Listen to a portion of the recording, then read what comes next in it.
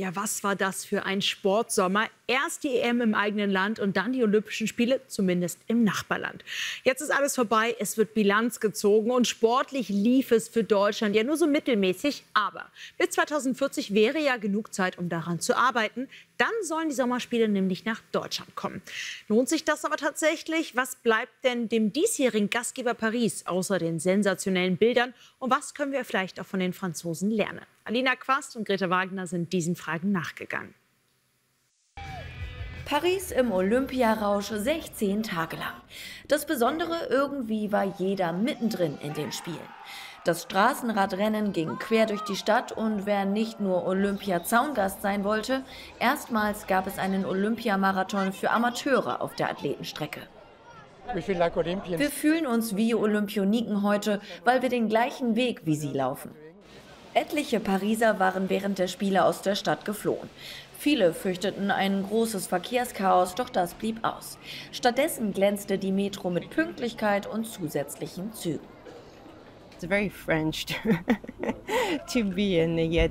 Es ist typisch französisch von uns, negativ eingestellt zu sein. Wir waren sehr überrascht, wie schön die Atmosphäre in Paris war. Es war richtig gut. Wir hatten eine so gute Zeit hier. Alle Pariser, die weggegangen sind, bereuen es. Wir sind geblieben. Wir wollen am liebsten nochmal die Olympischen Spiele hier haben. Nur viele Gastronomen abseits von Stadien und Fanzonen hatten zwischenzeitlich geschimpft. Es ist echt eine Katastrophe, weil wir weniger Gäste haben. Wir hoffen, dass sie zurückkehren und das Geschäft dann wieder gut läuft. Was aber bleibt langfristig von den Spielen? Die Seine, das große Streitthema, wurde für 1,4 Milliarden Euro gereinigt. Das passte nicht jedem in Paris. Die haben viel Geld dafür ausgegeben. Für was? 3 Wettkämpfe? Die könnten das Geld für viele andere gute Sachen ausgeben. Das Ziel der Stadt über Olympia hinaus, bald sollen alle Bürger von Paris darin baden können. Ohne die Spiele wäre die Reinigung der Seine eindeutig sehr schwierig gewesen, sagt die Bürgermeisterin und betont auch, den Ausbau von Radwegen und Grünflächen hätte Olympia beschleunigt. Auch wir merken, mit dem Rad geht es am einfachsten und schnellsten durch die Stadt. Paris hatte sich schließlich auf die Fahne geschrieben, die Spiele besonders nachhaltig zu gestalten. Eine der ganz wenigen Olympia-Neubauten liegt in dem ärmsten Departement ganz Frankreichs, in Saint-Denis, nördlich von Paris. Statt Olympioniken sollen hier hinter mir nun Schulklassen und Familien schwimmen gehen können. Und ja, das ist eine echte Bereicherung, denn in diesem Departement kann gerade einmal jedes zweite Kind, das in die 6. Klasse kommt, überhaupt schwimmen. Es fehlte einfach immer an Angeboten. Und auch das Olympische Dorf zählt zum Erbe der Spiele. Nach Auszug aller Athleten Mitte September soll es in 1000 neue Wohnungen verwandelt werden. Bei der Verabschiedung der deutschen Athleten am Gare du Nord treffen wir den deutschen Botschafter Frankreichs. Wir sprechen über Deutschlands Olympiabewerbung. Was könnte denn Deutschland von Frankreich lernen? Deutschland kann von Frankreich lernen, dass Spiele einfach eine sehr positive Stimmung erzeugen können. Dass es natürlich im Vorfeld immer Widerstände gibt, die hat es hier auch gegeben, es hat Vorbehalte gegeben. Aber alle Pariser und alle Französinnen und Franzosen, die das erlebt haben, sind im Nachhinein überzeugt, dass es eine ganz großartige Idee war, diese Spiele hier zu veranstalten. Und was wichtig ist, es ist auch wichtig, dass wir als demokratische Staaten zeigen, dass wir in der Lage sind, solche Spiele auszurichten. Auch wir reisen nun heim mit vielen Eindrücken aus Paris im Gepäck.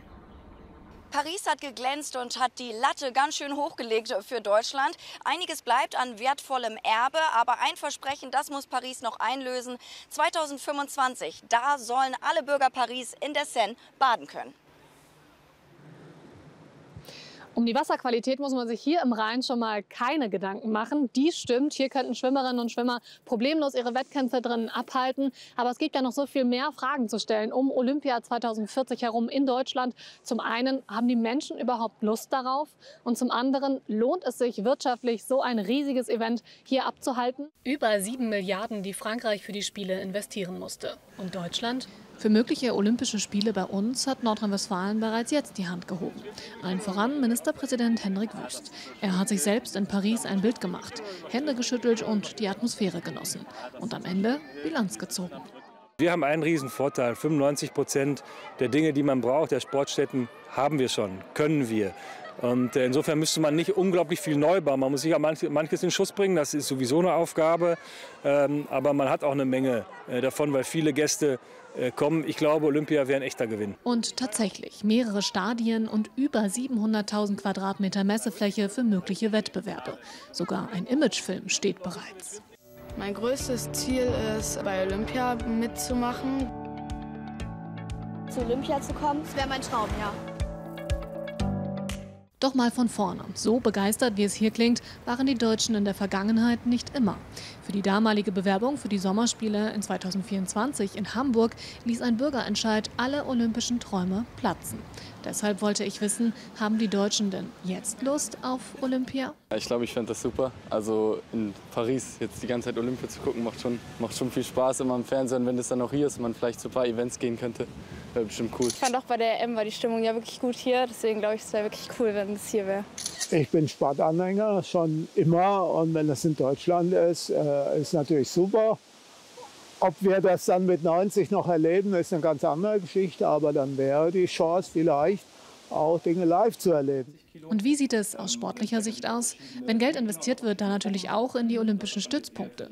Ich besuche das zweite Zuhause von Judo-Silbermedaillengewinnerin Miriam Buttgereit. In den heiligen Trainingshallen erklärt mir Daniel Müller, wie es um die Wettbewerbsfähigkeit deutscher Athletinnen und Athleten steht. Ja, wir sind gerade an den Olympiastützpunkten in Deutschland wirklich sehr schlecht aufgestellt, muss man sagen. Steht uns zum Beispiel hier am Olympiastützpunkt NRW Rheinland für einen Athleten etwa 500 € zur Verfügung, um Physiotherapie zu ermöglichen. Das sind, wenn man das mit dem Kassensatz bezahlt, also eine Leistung, die einem Kassenpatienten dann zugegenkommen würde, dann sind es etwa jede zweite Woche eine Einheit. Und das ist natürlich nichts, was irgendwie ausreichend ist, um Athletinnen und Athleten, die 30, 40 Stunden die Woche trainieren, gerecht zu werden. Das muss ich erst mal sacken lassen. Aber er meint auch, die aktuellen Spiele in Paris sind die beste Werbung für den Leistungssport. Olympia 2040 in Deutschland, Hoffnungen und Sorgen? Wie gesagt, die Hoffnung ist, wenn wir das hinbekommen, dass wir es schaffen, uns als gute Gastgeber zu präsentieren, dass wir das schafft, Deutschland bei allen Großveranstaltungen. Die Hoffnung ist vor allem auch, dass wir da einen nachhaltigen Effekt erzielen können für Sport in Deutschland. Befürchtungen, Ängste habe ich ehrlich gesagt nicht. Ich bin sehr überzeugt davon, dass das eine tolle Veranstaltung werden würde, wenn wir sie denn bekommen. Insgesamt bewerben sich 15 NRW-Städte für die Austragung der Spiele. Bis es soweit ist, wird aber noch viel Wasser den Rhein und die Ruhr herunterfließen. Zunächst müsste sich NRW gegen die übrigen deutschen Bewerber durchsetzen. Denn beim Deutschen Olympischen Sportbund haben auch München, Hamburg, Berlin und Leipzig ihre Bewerbungen hinterlegt. In Kürze starten die Gespräche.